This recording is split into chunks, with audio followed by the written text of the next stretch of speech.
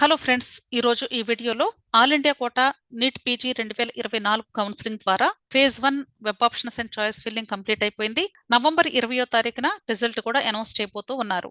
అయితే ఈ నవంబర్ 20వ తారీఖున రిజల్ట్స్ ని ఎంసీసీ అఫీషియల్ వెబ్సైట్ లో ఇక్కడ కరెంట్ ఈవెంట్స్ ఉంది, ఇక్కడ మాత్రమే మీకు డిస్ప్లే చేస్తారు. ఇక్కడ పీడిఎఫ్ రూపంలో మీకు రిజల్ట్ అవైలబుల్ గా ఉంటుంది.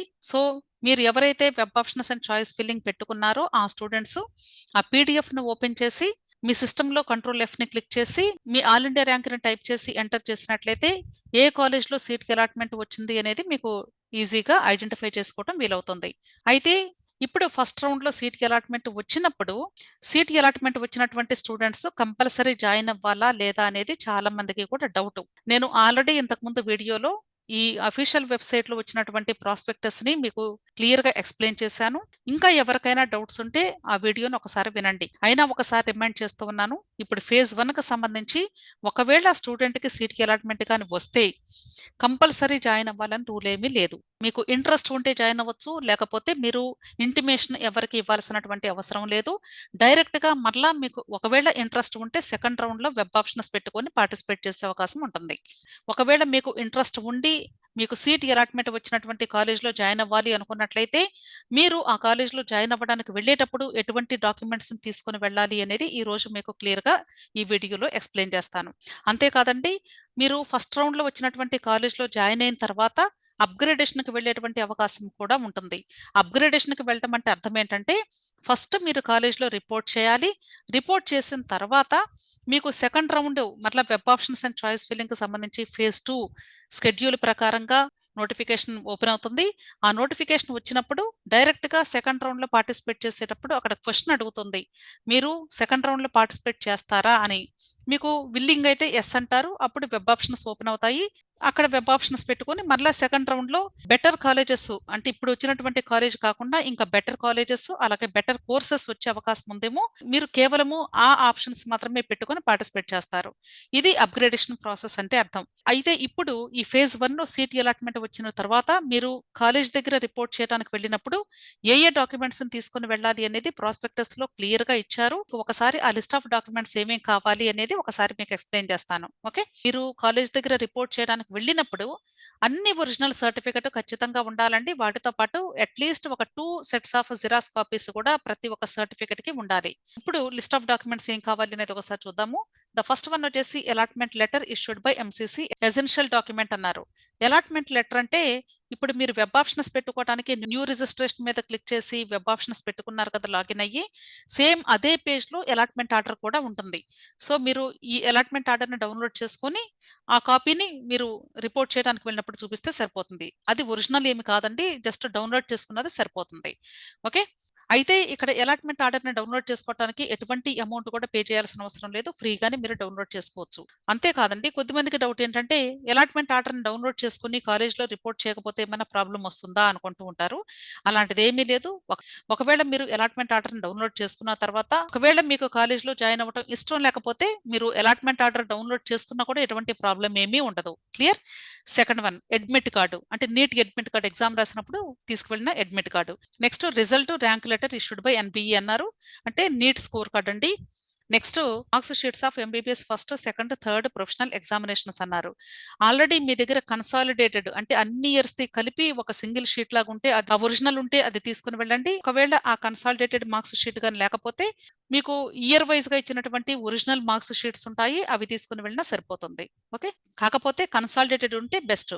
Next MBBS degree certificate or provisional certificate అన్నారు, ఇది ఎసెన్షియల్ సర్టిఫికెట్ అంటున్నారు.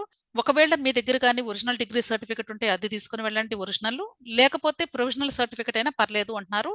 వన్స్ మీకు ఒరిజినల్ డిగ్రీ వచ్చిన తర్వాత అది కంపల్సరీ మీరు తర్వాత అయినా సబ్మిట్ చేయాల్సి ఉంటుంది. Next internship completion certificate head of the institution or college అంటున్నారు. మీకు ఇంటర్న్షిప్ కంప్లీట్ అయిపోయినట్లు ఒక సర్టిఫికెట్ ఇస్తారు, అది ఖచ్చితంగా మీరు తీసుకుని వెళ్లాల్సి ఉంటుంది. Okay, next permanent provisional registration certificate issued by NMC or state medical registration council. మీ ఇంటర్న్షిప్ కంప్లీట్ అయిపోయిన తర్వాత మెడికల్ కౌన్సిల్లో మీరు రిజిస్టర్ చేసుకుని ఉంటారు. ఆ మెడికల్ రిజిస్ట్రేషన్ సర్టిఫికెట్ ఉంటుంది, అది ఒకవేళ పర్మనెంట్ ఉంటే పర్మనెంట్ తీసుకుని వెళ్ళండి, లేకపోయినా మీకు ప్రొవిజనల్ ఉండుంటే అదైనా తీసుకుని వెళ్తే సరిపోతుంది. ఆ తర్వాత తర్వాత పర్మనెంట్ కొన్ని రోజుల తర్వాత మీరు సబ్మిట్ చేయొచ్చు వచ్చిన తర్వాత. Okay. Next high school or higher secondary certificate or birth certificate as proof of date of birth అన్నారు. అంటే 10th క్లాస్ మార్క్స్ లిస్ట్ అని అర్థం. Next candidates allotted seat must carry one of the identity proofs అంటున్నారు. అంటే ID proof అంటే మనకి already అందరికీ కూడా ఆధార్ కార్డు ఉంటుంది కాబట్టి ఆధార్ కార్డు తీసుకుని వెళ్ళాలి. At the time of joining original వాళ్ళకి చూపించి ఆ తర్వాత ఒక 2 సెట్స్ జిరాక్స్ కాపీస్ కూడా ఇవ్వాల్సి ఉంటుంది. అయితే వాళ్ళు ఒరిజినల్ తీసుకోరు కానీ జస్ట్ చెక్ చేస్తారు. ఒకవేళ ఆధార్ కార్డు లేకపోతే PAN card, driving licence, voter ID, passport ఏదున్నా పర్లేదండి. అంటే జనరల్‌గా అందరి దగ్గర ఆధార్ కార్డు ఉంటుంది కాబట్టి అది తీసుకెళ్తే బెటర్. ఓకే. అలాగే SC, ST certificate issued by the competent authority essential document అంటున్నారు. అంటే ఎవరైతే ఎస్సీ, ఎస్టీ కోటాలో సీట్ అలాట్‌మెంట్ పొందారో వాళ్ళు latest SC, ST community certificate మీరు తప్పనిసరిగా సబ్మిట్ చేయాల్సి ఉంటుంది. అలాగే EWS certificate as per the central government norms. Central government norms ప్రకారంగా ఈడబ్ల్యూఎస్ కేటగిరీకి సంబంధించినటువంటి స్టూడెంట్ ఈ కోటాలో సీట్ అలాట్మెంట్ గాని పొందితే ఖచ్చితంగా మీరు ఈ సర్టిఫికేట్ ని మీరు సబ్మిట్ చేయాల్సి ఉంటుంది. అయితే ఈడబ్ల్యూఎస్ సర్టిఫికేట్ ని ఏప్రిల్ 1, 2024 ఆ తర్వాత మాత్రమే తీసుకున్న సర్టిఫికేట్ అయి ఉండాలి. ఎవరు ఈడబ్ల్యూఎస్ కేటగిరీ క్రింద వర్తిస్తారు అంటే జనరల్ కేటగిరీలో పేరెంట్స్ యొక్క ఇన్కమ్ 8 lakhs కంటే తక్కువ ఉన్నటువంటి స్టూడెంట్స్ ఈడబ్ల్యూఎస్ కేటగిరీ క్రింద వర్తిస్తారు. వాళ్ళు లేటెస్ట్ గా తీసుకున్న సర్టిఫికేట్ ని సబ్మిట్ చేయాల్సి ఉంటుంది. అలాగే ఓబీసీ సర్టిఫికేట్ కూడా అంతేనండి. ఏప్రిల్ 1, 2024 ఆ తర్వాత మాత్రమే తీసుకున్న ఓబీసీ సర్టిఫికేట్ అయి ఉండాలి. అయితే sub caste should Tally with the central list of OBC అంటున్నారు. అంటే ఎవరైతే ఓబీసీ కేటగిరీలో అప్లై చేసుకుంటున్నారో ఆ స్టూడెంట్ మీ యొక్క సబ్ క్యాస్ట్ సెంట్రల్ లిస్ట్ లో ఉన్న ఓబీసీలో ఆ సబ్ కేటగిరీతో మ్యాచ్ అయిందో లేదో ఒకసారి చెక్ చేసుకోండి. ఓకే. మీకు ఎలిజిబిలిటీ ఉంటే ఓబీసీ సర్టిఫికేట్ ఆల్రెడీ మీరు తీసుకుని ఉండుంటారు బహుశా. ఆ సర్టిఫికేట్ ఖచ్చితంగా మీరు ఏప్రిల్ 1 ఆ తర్వాత మాత్రమే తీసుకున్నటువంటి సర్టిఫికేట్ అయి ఉండాలి. Okay. Next disability certificate student దగ్గర ఉన్నటువంటి సర్టిఫికేట్ కాదండి. అంటే ఎంసీసీ వాళ్ళు కొన్ని సెంటర్స్ లో వీళ్ళకి మెడికల్ చెకప్ చేసి ఆల్రెడీ సర్టిఫై చేశారు. సో ఆ సర్టిఫికేట్ ని మాత్రమే మీరు చూపించాల్సి ఉంటుంది. ఆల్రెడీ మీ సర్టిఫికేట్ ఎంసీసీ వాళ్ళకి ఆన్లైన్ లో వెళ్ళిపోయింది. అయినా సరే మీకు కూడా ఒక రిపోర్ట్ ఇచ్చుంటారు. అది మీరు సబ్మిట్ చేయాల్సి ఉంటుంది. Clear. Next NRI or OCI documents to bring sponsorship certificates and relevant documents etcetera అన్నారు. NRI and OCI category students ఎవరైతే ఉన్నారో వాళ్ళు ఖచ్చితంగా మీరు ఒకవేళ ఒరిజినల్ ఎన్ఆర్ఐ అయినా లేదా ఓసీఐ అయినా మీ యొక్క డాక్యుమెంట్స్ లేదా ఎవరైనా మిమ్మల్ని స్పాన్సర్షిప్ చేస్తూ ఉంటే దానికి సంబంధించినటువంటి డాక్యుమెంట్స్ ఇవన్నీ కూడా ఒరిజినల్స్ ఖచ్చితంగా మీరు సబ్మిట్ చేయాల్సి ఉంటుంది. ఏ ఒక్క సర్టిఫికేట్ లేకపోయినా మీ అడ్మిషన్ క్యాన్సిల్ అయ్యేటువంటి అవకాశం ఉంటుంది. గుర్తుంచుకోండి. ఇలా టోటల్ గా మనకి 14 టైప్ ఆఫ్ డాక్యుమెంట్స్ లిస్ట్ ఇచ్చారండి. ఇవన్నీ కూడా ఒరిజినల్స్ ఉండాలి. ఖచ్చితంగా ఒరిజినల్స్ తీసుకుని వెళ్ళాలి. అయితే ఈ ఒరిజినల్స్ ప్రతి ఒక్కదానికి కూడా మినిమం ఒక 2 కాపీస్ జిరాక్స్ కాపీస్ కూడా తీయించుకోండి అందరూ. వీటితో పాటుగా మీరు కొన్ని ఎఫిడవిట్స్, బాండ్స్ ఇవన్నీ కూడా సబ్మిట్ చేయాలి అని నేను ఆల్రెడీ లాస్ట్ వీడియోలో చెప్పాను. అంటే స్టేట్ కోటాకు సంబంధించినటువంటి వీడియోలో సేమ్ ఆల్ ఇండియా కోటా కేటగిరీలో కూడా మీరు బాండ్స్, ఎఫిడవిట్స్ సబ్మిట్ చేయాల్సి ఉంటుంది. అంటే మీరు కాలేజ్లో రిపోర్ట్ చేసేటప్పుడు ఆ కాలేజీ ఏ స్టేట్ లో ఉందో ఆ స్టేట్ రూల్ ప్రకారంగా వాళ్ళు ఎఫిడవిట్స్, బాండ్స్ తీసుకుంటూ ఉంటారు జనరల్ గా. కాబట్టి మీరు ఏం చేయాలి అంటే ఫస్ట్ మీకు ఏ కాలేజ్లో సీట్ అలాట్మెంట్ వచ్చిందో ఆ కాలేజీ అఫీషియల్ వెబ్సైట్ లోకి వెళ్ళాలి. అఫీషియల్ వెబ్సైట్ లోకి వెళ్ళి అక్కడ a type of documents, a type of bonds, affidavits submit చేయాలి ఒకసారి చెక్ చేసుకొని ఆ ఫార్మాట్స్ ని మీరు ప్రిపేర్ చేసుకొని at the time of reporting మీరు సబ్మిట్ చేయాల్సి ఉంటుంది. కాబట్టి ప్రతి ఒక్కరు కూడా మీకు ఏ కాలేజ్లో సీట్ అలాట్మెంట్ వస్తే ఆ కాలేజీ అఫీషియల్ వెబ్సైట్ ని ఒకసారైనా చెక్ చేసుకోండి. లేదు అంటే మీకు అక్కడికి వెళ్ళిన తర్వాత చాలా ఇబ్బంది అవుతుంది. అక్కడ మీరు at the time of joining సుమారుగా ఒక రోజు పడుతుంది మీకు ప్రాసెస్ అంతా కూడా.